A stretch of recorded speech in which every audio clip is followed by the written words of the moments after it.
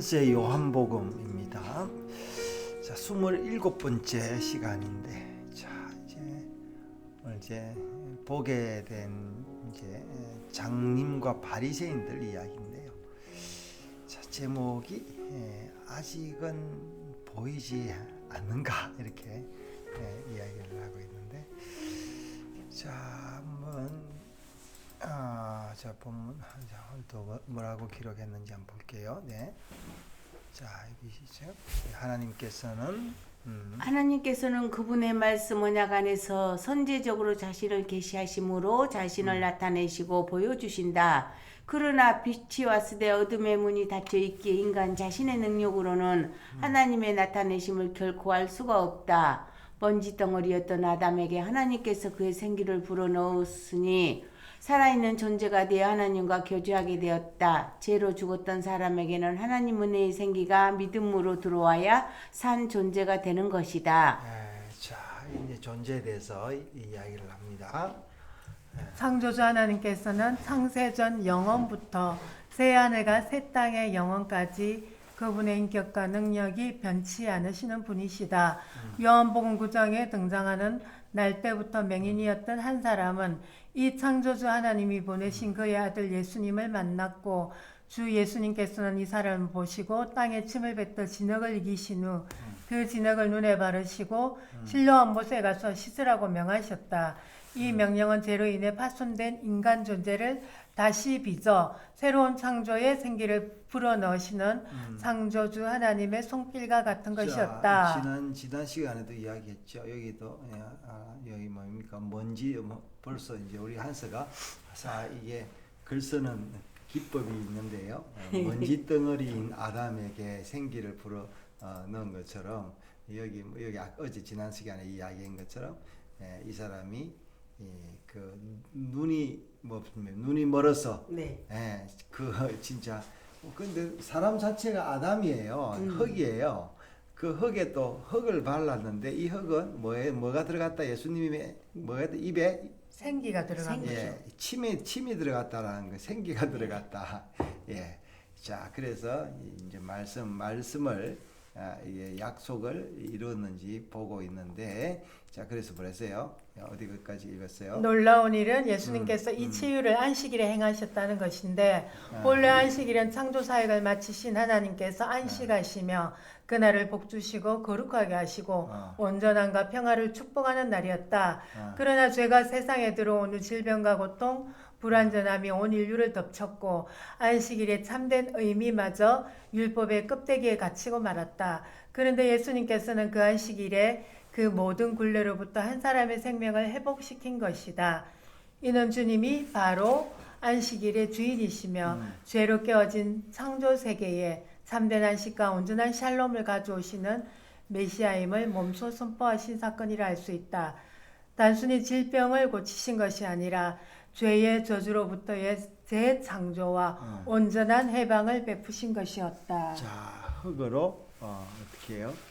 이제 약을 만드는 거예요. 눈을 뜨게 하는 약. 우리 인간으로 말하자면은 죄로 인하여 죽은 몸을 말씀으로 살리는 그게 비도 되겠습니다. 그러나 예수님의 이 깊은 사랑과 능력은 당시 종교 지도자들에게 받아들여지지 않았다. 유대인들은 예수님을 율법을 어긴 죄인으로 몰기 위해 눈을 뜨게 된 이 사람을 바리새인들에게 데리고 갔다. 맹인이었던 사람은 바리새인들의 끈질긴 신문 앞에서 그 사람이 진흙을 내 눈에 바르며 내가 씻고 보게 되었나이다 라며 자신이 보고 경험한 이야기를 그대로 공언하였다. 바리새인들에게는 예수님을 정죄하기 위해서 율법의 작은 조항 위반 여부가 한 생명의 극적인 회복보다 더 중요한 문제였다.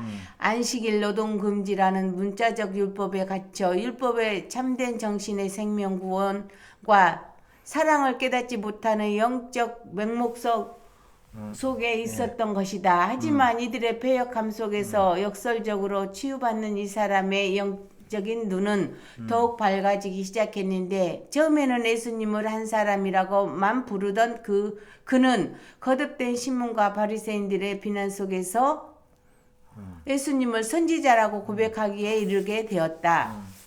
그리고 끈질긴 압박에도 굴하지 않고 오히려 바리사인들을 향해 하나님은 죄인의 말을 듣지 아니하시고 오직 경건하여 그의 뜻대로 행하는 자의 말을 들으시는 줄을 우리가 아나이다. 창세 이후로 맹인으로 난 자의 눈을 뜨게 하셨다 함을 듣지 못하였나이다. 고 당당하게 은혜의 말씀을 선포하고 있다. 창세 이후로 이런 일은 없었다는 이 사람의 선언은 단순히 개인의 경험적 지식을 넘어선 메시아 예언에 대한 깊은 열림의 선언이었으며 선지자의 예언을 공포한 것이었다. 이 맹인된 어떤 사람은 육체의 눈이 뜨임과 동시에 곧 영혼의 눈까지 열려 예수님이 바로 구약이 예언한 메시아임을 깨닫게 된 것이다. 이 선언은 맹인되었던 사람의 입술을 빌려 하나님께서 친히 선포하신 신적 진리 선포를 할 수 있다. 그러나 평생 토라를 읽고 토라에 응통하다고 자부했던 바리새인들은 어떠한가? 맹인되었던 사람의 이 담대한 고백 앞에서 바리새인들의 영적 맹목성은 극에 달하는데 이들은 예수님을 죄인으로 몰아붙인 것도 모자라 이제는 자신들에게 반박하는 이 사람에게 내가 온전히 죄 가운데서 나서 우리를 가르치느냐라고 포근하며 결국 해당에서 내쫓아 버렸다. 이제 학자들이 이럴 수 있어요. 자기 이론에 안 맞으면은 배척하잖아요. 그러네. 학자들끼리 많이 싸우죠. 예, 결국에는 뭐 다 이기심이죠.